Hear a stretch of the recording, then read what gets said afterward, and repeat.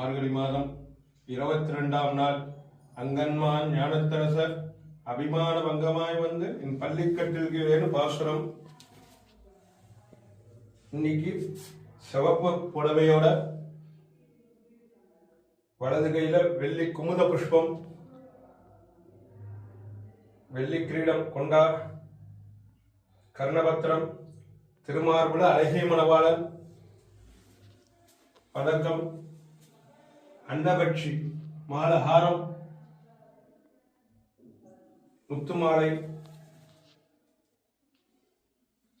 வரதாஸ்தம், ஸ்ரீமத்யே விஷ்ணுதித்தாரிய மனோநந்தன ஏதவே நந்தநந்தன சுந்தரியை கோதாயை நித்தியமங்கலம்.